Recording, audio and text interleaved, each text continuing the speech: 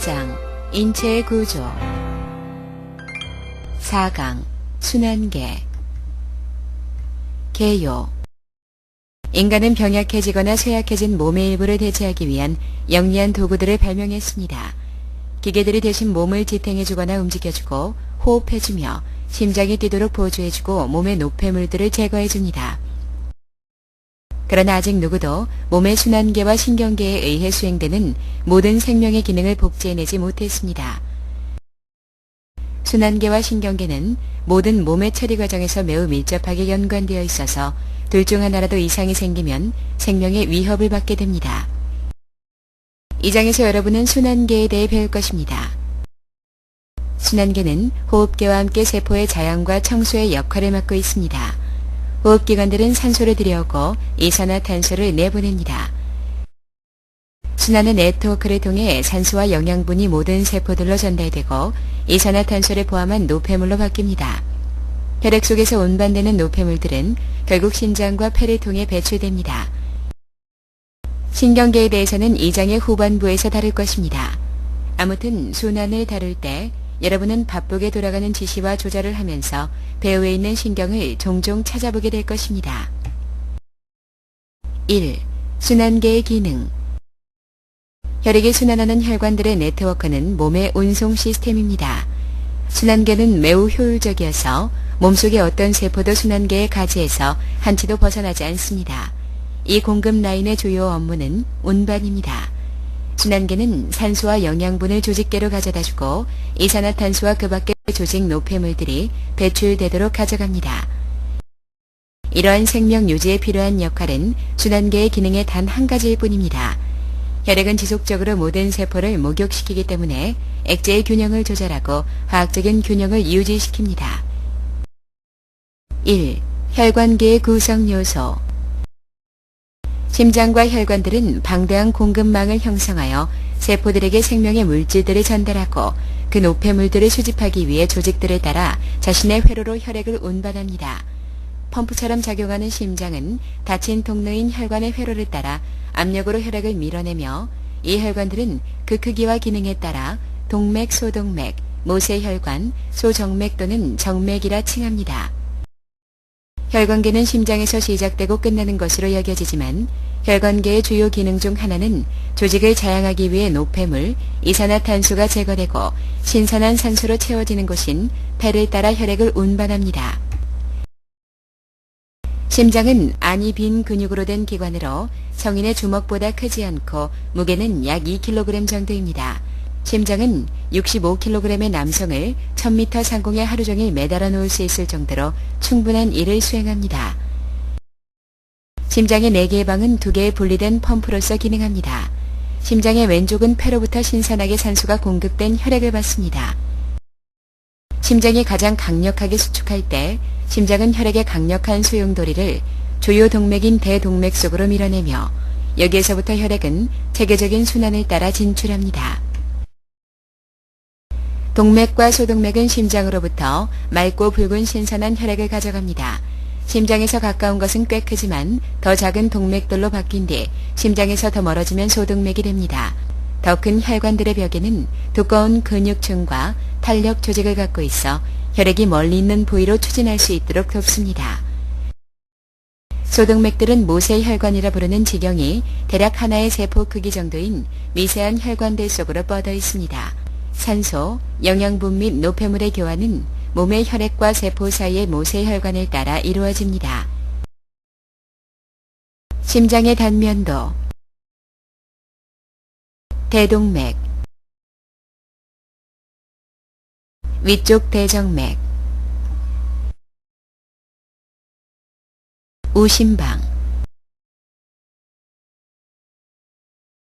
아래 대정맥 우심실 근육의 경막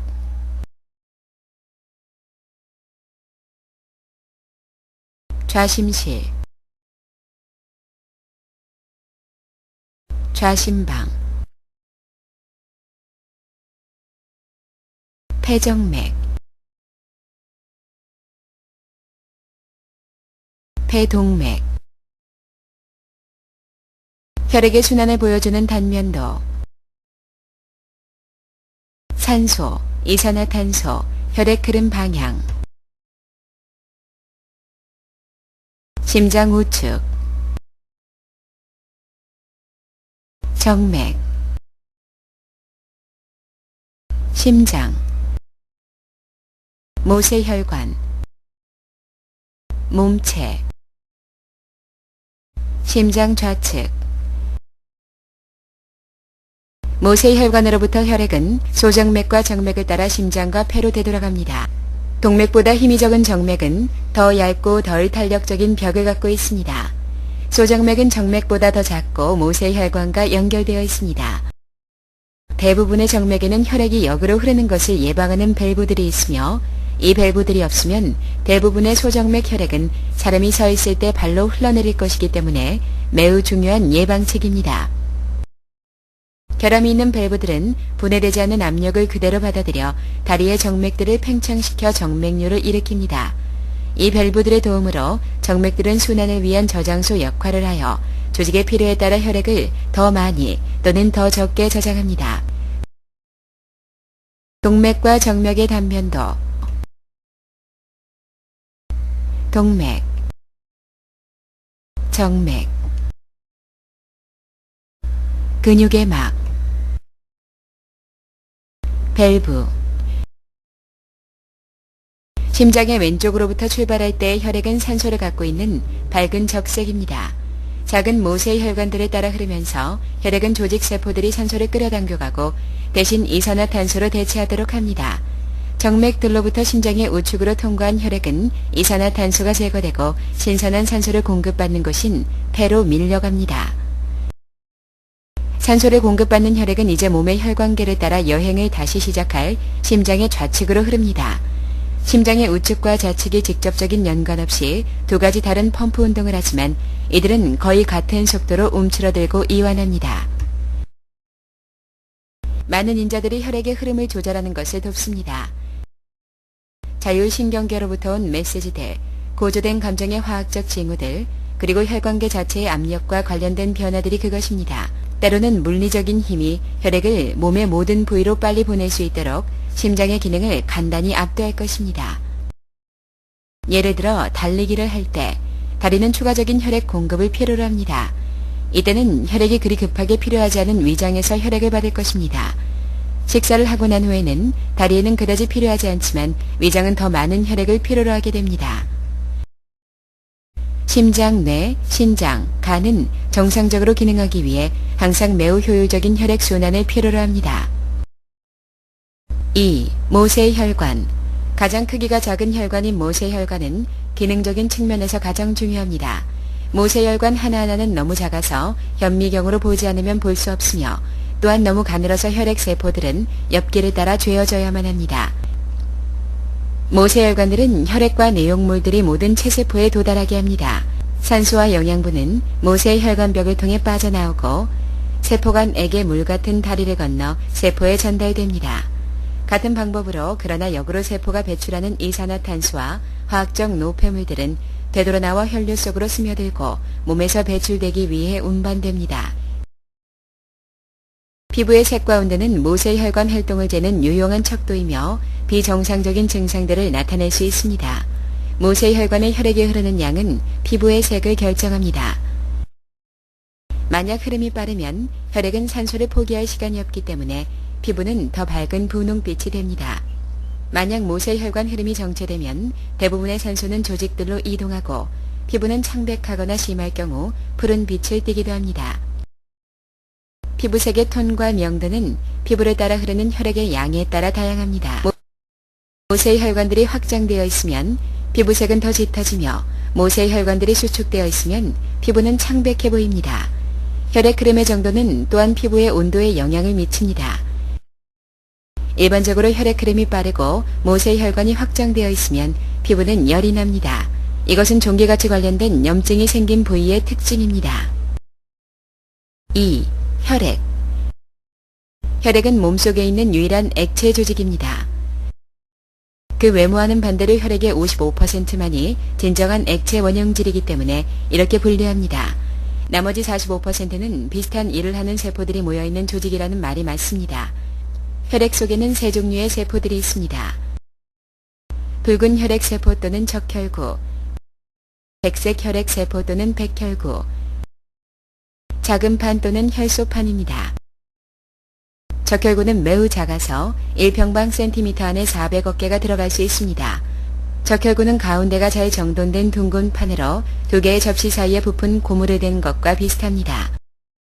적혈구는 탄력이 있기 때문에 지나가는 길에 맞춰 피해갈 수 있도록 모양을 찌그릴 수 있고 다시 빠르게 원래의 형태대로 복원할 수 있습니다. 적혈구는 혈액 중에서 가장 숫자가 많은 세포이며 백혈구의 비율은 약 700대 1입니다. 적혈구의 역할은 폐 속에 산소를 가져오고 체세포들에게로 운반한 뒤 이산화탄소를 가져와 배출될 수 있도록 폐로 운반합니다. 이러한 모든 중요한 능력은 적혈구가 갖고 있는 단백질과 철로 구성된 헤모글로빈에 의한 것이며 헤모글로빈에 의해 혈액이 붉은 빛을 띱니다. 적혈구가 산소와 만나면 헤모글로빈은 강력한 화학 결합으로 산소를 감싸지만 영구적이지 않고 헤모글로빈이 조직에 다다르면 산소를 포기합니다. 헤모글로빈 함량이 몸에서 필요한 최소한의 수치보다 낮으면 빈혈이 생길 수 있으며 과도한 피로감은 물론 탈모를 확산시킬 수 있습니다. 두피 전체의 과도한 탈모. 에너지 생성을 위해 산소가 필요하기 때문에 빈혈을 동반한 피로감이 생깁니다. 만약 몸 전체에 산소를 운반할 헤모글로빈이 충분하지 않으면 에너지도 부족하게 됩니다. 적혈구는 골수에서 만들어지며 혈류 속으로 들어갈 때 핵을 잃어버립니다. 적혈구의 삶은 바쁘고 짧습니다. 적혈구는 약 4개월 후에 죽으며 골수는 새로운 적혈구를 만들어내기 위해 죽은 세포의 철분을 재사용할 수 있습니다. 백혈구는 몸의 방어체입니다. 해로운 미생물들이 몸속에 침투하면 백혈구들이 몰려들어 미생물을 삼키고 파괴합니다. 백혈구는 과립구, 림프구, 단핵 백혈구로 분류됩니다. 과립구는 세 종류로 나누어집니다. 호중구, 호산구, 호염기성. 혈액 속에서 수동적으로 떠다니는 것과 달리 적혈구와 백혈구 혈액은 활발히 침입자들을 방어합니다. 적혈구와 백혈구는 혈액의 흐름을 따라서 또는 역으로 움직이며 조직 속의 유해한 분자들을 제거하기 위해 함께 모세의 혈관을 떠다닐 수 있습니다. 백혈구들은 골수에서 나지만 일부는 갑상선에서 나옵니다. 다음 장에서 우리는 면역계의 기능에 포함되는 백혈구, 특히 림프구를 다루게 될 것입니다. 혈소판은 세포처럼 생긴 판으로 아주 얇은 접시 모양입니다. 이들의 역할은 혈관계의 모든 파열 곳을 수선하는 것입니다. 혈소판이 혈관에 파손된 거친 표면에 닿으면 혈소판은 벌어져 터집니다. 이들이 분비하는 화학물질은 혈액 원형질 속의 고리 반응을 일으켜 프로트롬빈을 트롬빈으로 바꾸고 피브리노겐을 피브린으로 바꾸게 됩니다. 섬유들의 망이 형성되어 백혈구들을 망에 걸리게 합니다.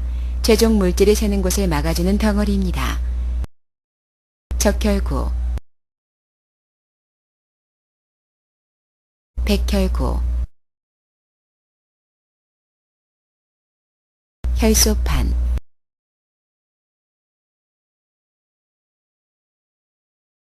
원형질은 92%의 물과 대부분이 단백질인 8%의 중요한 용질로 된 다재다능한 액체입니다. 음식물, 산소, 노폐물을 실은 혈액의 화물을 운반하는 주요 역할에 더하여 원형질은 순환계가 몸을 위해 수행하는 2차적인 일들의 대부분을 맡고 있습니다.